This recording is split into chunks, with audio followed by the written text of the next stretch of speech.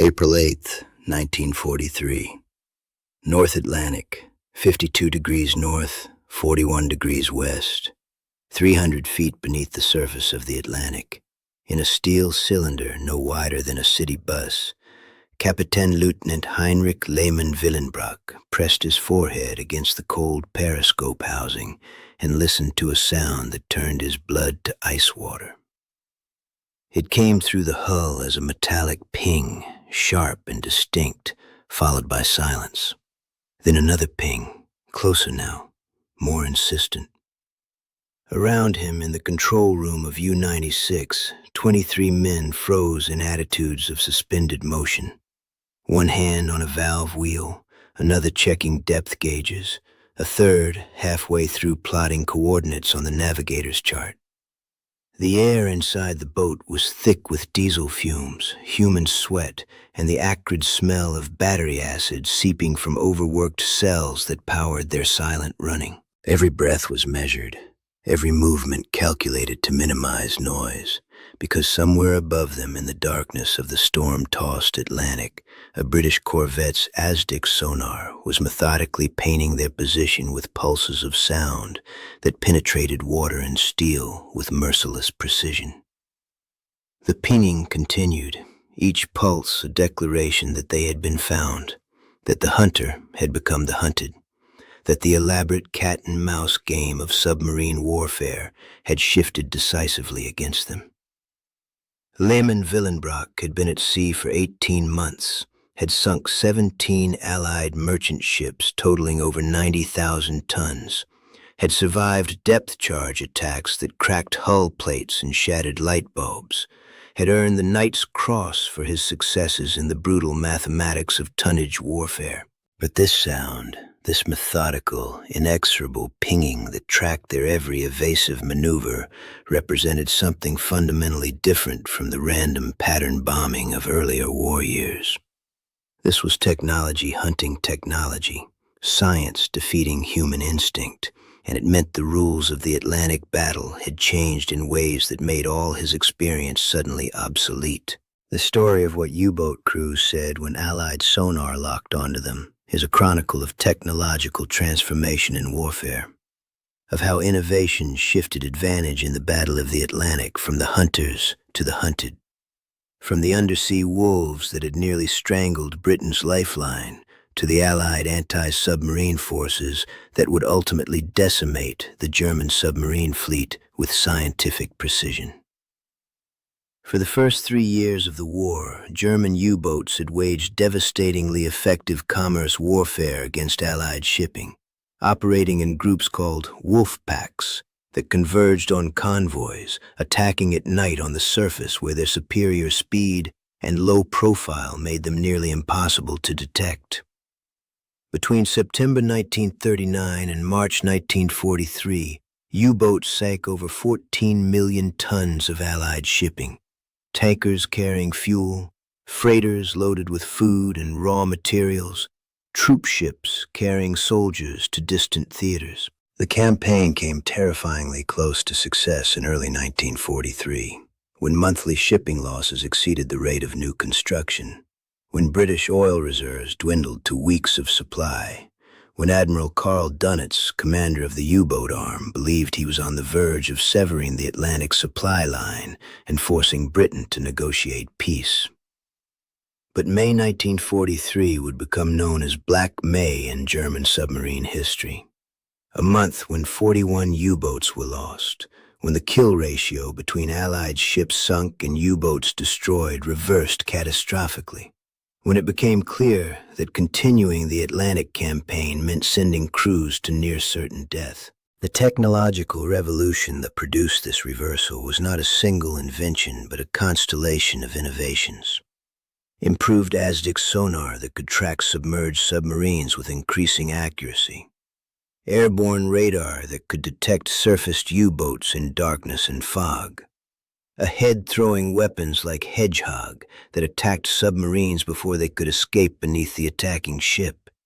Long-range patrol aircraft that closed the mid-Atlantic gap where U-boats had previously operated beyond air cover.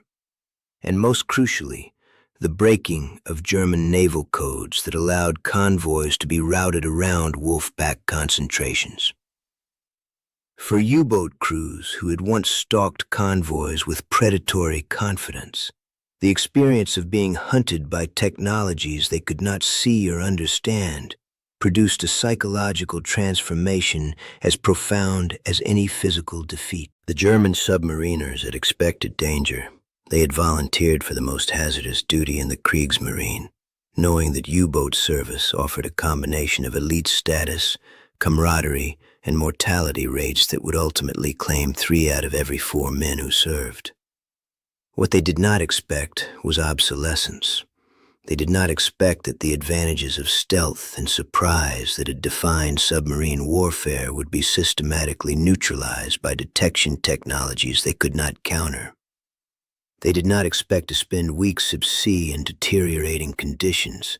The interior of a Type 7 U-boat was cramped, damp, and after the first week at sea, suffused with the overwhelming stench of diesel oil, unwashed bodies, rotting food, and malfunctioning toilets, only to be tracked and destroyed before they could even sight a target. The veterans who had survived the happy time of 1940 and 1941, when U-boats operated almost unopposed off the American coast, when a single patrol might sink 4 or 5 ships with textbook torpedo attacks, found themselves in a fundamentally different war by 1943. The pinging of ASDIC's sonar became the sound they dreaded above all others, more terrifying than the explosion of depth charges because it meant the attacker knew exactly where they were, could track every evasive dive and turn, could methodically bracket their position with explosives until probability and physics combined to crush their hull. The technology of ASDIC, an acronym for the Anti-Submarine Detection Investigation Committee that developed it between the wars, was conceptually simple but practically revolutionary. A transducer mounted on a ship's hull emitted pulses of sound underwater, and if those pulses struck an object, they reflected back as echoes that could be timed and analyzed to determine range and bearing. Early ASDIC systems were crude, effective only against stationary or slowly moving targets, easily confused by thermal layers in the ocean, biological interference, or rough seas. But by 1943, continuous refinement had produced systems capable of tracking submarines at ranges exceeding 1,500 yards, holding contact through evasive maneuvers, and providing fire control data accurate enough for precise weapon deployment. For surface escorts, ASDIC transformed anti-submarine warfare from desperate guesswork, dropping depth charges in patterns across areas where submarines might be, into a tactical science where operators could literally listen to the submarine's movements, hear its propellers change speed, track it through the water column with methodical patience. For U-boat commanders accustomed to the invisibility that submersion provided, the realization that they could be tracked underwater with such precision produced a kind of existential vertigo, a collapse of the fundamental assumption upon which their tactics depended. The recorded testimony from U-boat survivors, compiled in Allied interrogation reports and later German naval archives, reveals the psychological impact of this technological shift. Oberleutnant Sir Z. Wolfgang Luth, one of Germany's most successful U-boat commanders who survived to write detailed memoirs, described the experience of being hunted by ASDIC as mathematical inevitability replacing the uncertainties of combat. In earlier actions, he explained, evasion was a contest of wits and seamanship. You dove deep, changed course, crept silently on battery power, and hoped the attacking ships would lose your position in the vastness of the ocean. But against competent ASDIC operators, evasion became futile. The pinging follows every turn, Luth wrote. You dive to 200 meters, and it finds you. You reduce to silent running, and still it maintains contact. You realize with sick certainty that they know exactly where you are. And it becomes not a question of whether the depth charges will find you, but simply when. and whether your hull will withstand the pressure when it ruptures. Another commander, Korvettenkapitan Peter Kramer of U-333, recalled the moment during an attack when his radio operator reported hearing propeller sounds directly overhead, meaning the escort had maintained contact throughout a 30-minute evasive dive, and seeing the absolute despair in men's eyes as they understood we could not escape by maneuvering, that our only hope was the enemy's mercy or incompetence. The actual experience of depth charge attack was a form of technological torture. The charges themselves, oil drums packed with 300 pounds of TNT or Torpex explosive set to detonate at specific depths, did not need direct hits to destroy submarines. A detonation within 50 feet would crack hull plates, rupture seams, destroy gauges and electrical systems. Closer than 25 feet, the shock wave could crush the pressure hull entirely, imploding the submarine in milliseconds, killing the crew before they could even register death. The attacks followed predictable patterns once ASDIC had established firm contact. The pinging would intensify as the escort ship maneuvered into attack position. Then silence, terrible silence, as the ship passed directly overhead and the sonar operator lost contact in the dead zone beneath the hull. In that silence, the submarine crew waited, knowing the charges were already in the water, sinking toward them, that there was nothing to do but brace and pray and hope the destroyer's depth settings were wrong.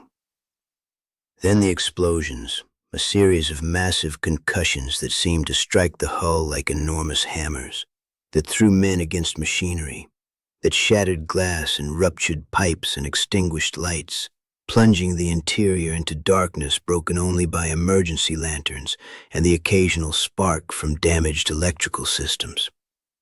After the first pattern, if the submarine survived, came the damage assessment, shouted reports from each compartment cataloging injuries and mechanical failures.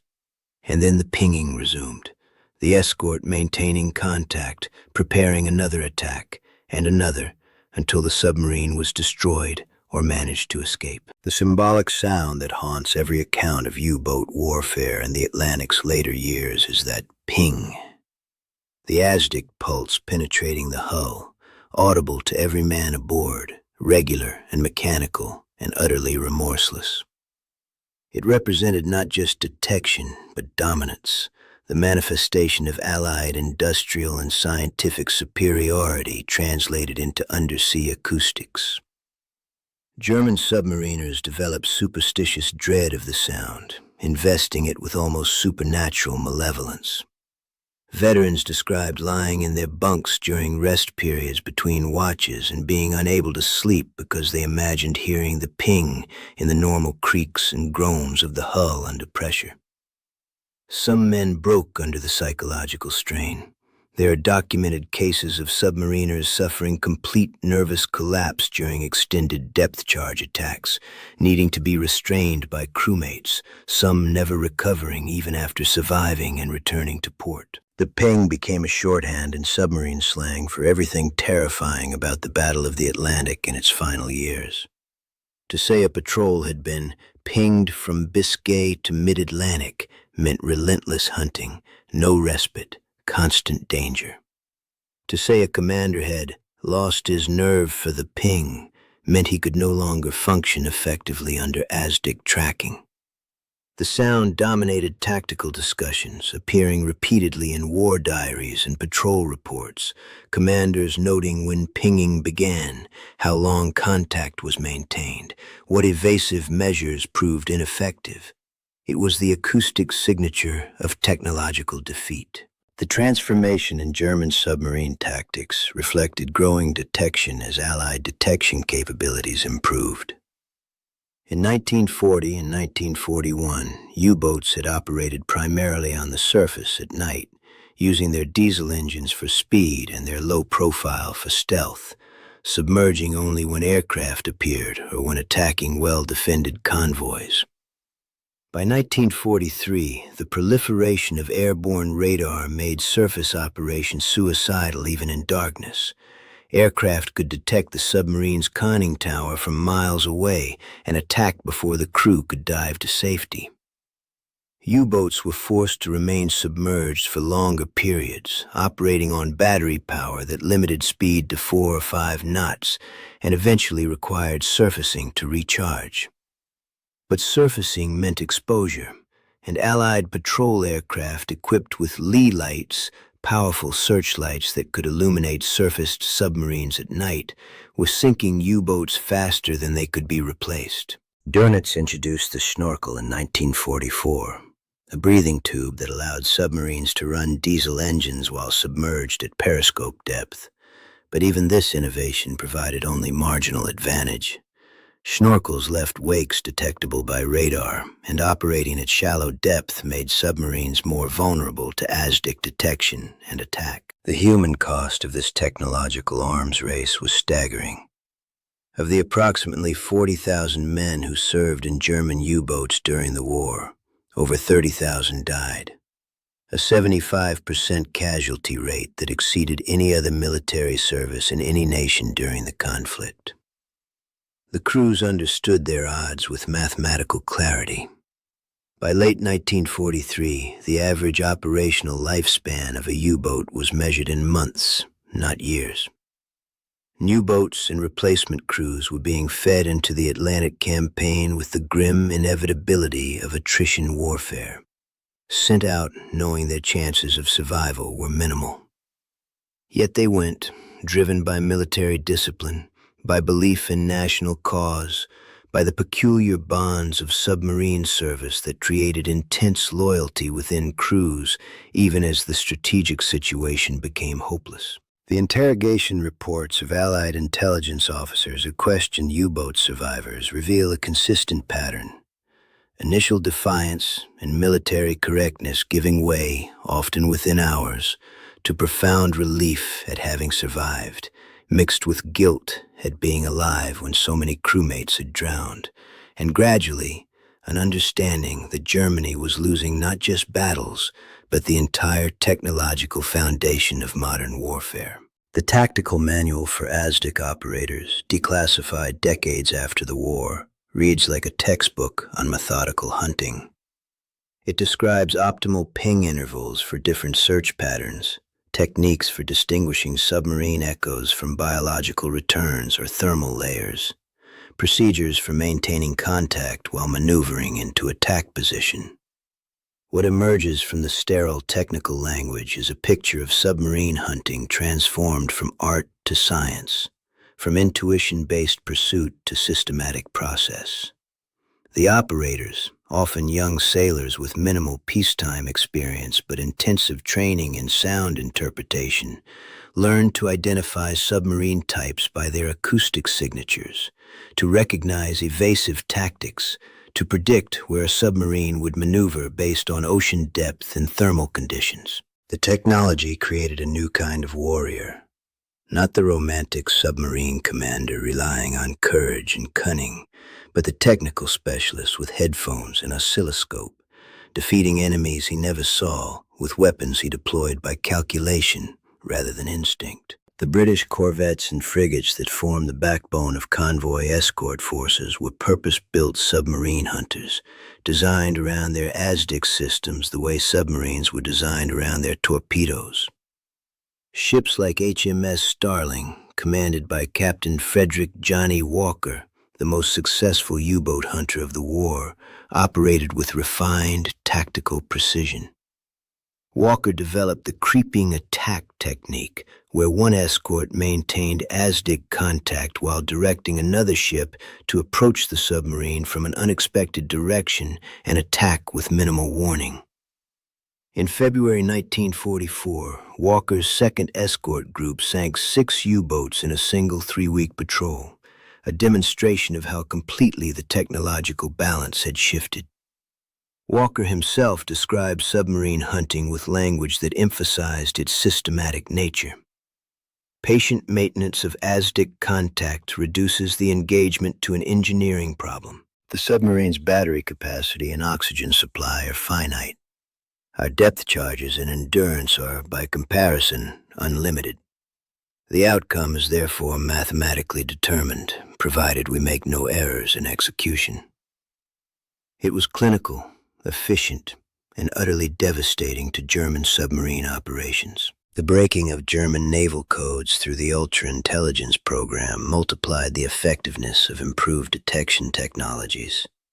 By reading encrypted communications between U-boats and headquarters, Allied intelligence could predict wolf-pack deployments, route convoys around submarine concentrations, and vector anti-submarine forces toward U-boats before they could find targets.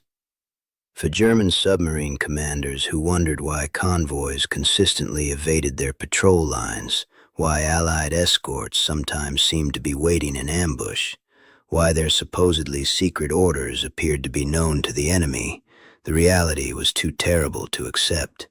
That their communications were being read almost in real time, that operational security upon which their survival depended had been comprehensively compromised.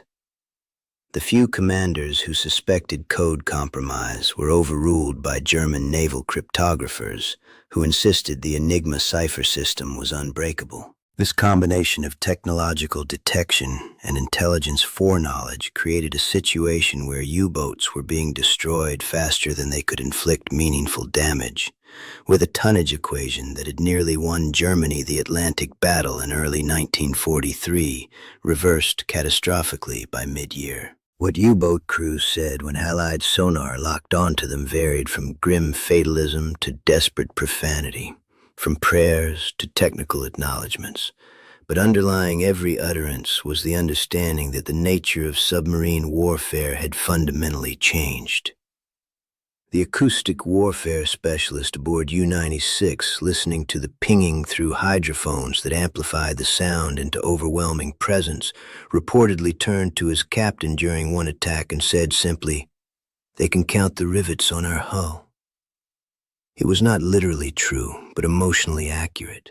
The precision of ASDIC tracking made submarines feel transparent, visible, naked in a realm where invisibility had always been their primary defense. Other recorded statements from survivors reveal similar themes. "We are rats in a pipe with terriers at both ends," one junior officer told British interrogators. "You cannot understand what it means to hear that sound and know they will follow until we die or surface and surrender." Another survivor described the psychological impact more analytically. "The certainty of detection destroys tactical initiative. You become reactive, defensive, fatalistic. The confidence that allows aggressive action evaporates when you know the enemy can track your slightest movement." The rare U-boats that survived multiple ASDIC attacks and returned to base became almost mythical within the submarine service. Their crews treated with the awed respect given to men who had looked into the abyss and returned. These survivors shared technical knowledge and evasive tactics, using underwater terrain when possible to break ASDIC contact, exploiting thermal layers that could refract sonar pulses, maintaining absolute silence to avoid giving away their position through any incidental noise. But increasingly, these tactics proved insufficient. The Allies were simply too good, their technology too advanced, their industrial capacity too vast. For every tactical innovation German submarines introduced, Allied anti-submarine forces developed countermeasures faster than the Germans could deploy new boats. The Schnorkel that promised safer operation was met with improved radar that could detect even its small profile. The acoustic torpedoes designed to home on escort ships' propeller noise were countered by towed noisemakers that decoyed the weapons away from their targets. The experimental Walter boats using hydrogen peroxide propulsion that promised high underwater speed never progressed beyond prototype stage before the war ended. By 1944, U-boat operations had devolved into what German submariners grimly called propaganda patrols. Missions sent out primarily to demonstrate that the submarine service still fought, even though strategic impact had become negligible. New crews, hastily trained in facilities that could no longer provide adequate preparation, were sent to sea in boats that older veterans knew were death traps. The experienced commanders were mostly dead, drowned in the Atlantic, Mediterranean, Arctic, their expertise irreplaceable. The replacements were technically competent, but lacked the intuitive feel for submarine warfare that only came from survival experience, and survival had become statistically improbable. Donitz, promoted to commander-in-chief of the entire German Navy after Admiral Raeder's resignation, continued ordering U-boats to sea even as losses mounted beyond sustainability, partly from genuine belief that technological innovations would restore advantage, partly from political necessity as Hitler demanded every service continue fighting regardless of strategic futility. The technological lesson that emerged from the Battle of the Atlantic was one that would shape military planning for the remainder of the 20th century and beyond. That detection capabilities ultimately trump stealth, that no concealment is absolute, that the competition between hiding and finding tends to favor the finder given sufficient scientific resources and industrial capacity. The U-boat had been the dominant naval weapon of early World War II because existing detection technologies were inadequate to track submarines effectively underwater. Once those technologies improved, through dedicated research, iterative refinement, and the enormous scientific industrial mobilization that Allied nations, particularly the United States and Britain, could sustain, the submarine's advantages eroded rapidly. The pattern would repeat with other weapons systems. Stealth aircraft supposedly invisible to radar, eventually tracked by improved detection systems. Ballistic missiles with unstoppable trajectories countered by developing anti-missile systems. Nuclear submarines that seemed undetectable, eventually tracked by advanced sonar arrays and computing power. The fundamental dynamic remained constant. Concealment was temporary. Detection was inevitable, given sufficient technological effort. The epilogue of the U-boat war stretched beyond Germany's surrender into the nascent Cold War, where submarine warfare would undergo another revolution with nuclear propulsion and ballistic missile capacity. Many of the detection and tracking technologies developed against German U-boats became foundations for anti-submarine warfare against Soviet submarines in later decades. The Allied victory in the Battle of the Atlantic had demonstrated that control of sea communications was not merely important but existential. Britain's survival depended on keeping Atlantic supply lines open, and Allied industrial production ultimately overwhelmed German military capability precisely because those supply lines remained functional. The 30,000 German submariners who died in the Atlantic, young men who had believed they were elite warriors executing strategically vital missions, perished not primarily because of individual failures or tactical mistakes, but because they were on the wrong side of an enormous disparity in technological innovation and industrial capacity. Their courage, which was genuine and extraordinary, could not compensate for the simple fact that Allied nations could build detection systems faster than Germany could build submarines, could train ASDIC operators faster than Germany could train replacement crews, could absorb shipping losses and continue operating while Germany's own maritime capacity withered under blockade. The sound of the ping, that recurring acoustic symbol of technological dominance, represented something larger than submarine detection. It represented the industrialization of warfare, the replacement of individual skill and courage with systematic scientific advantage.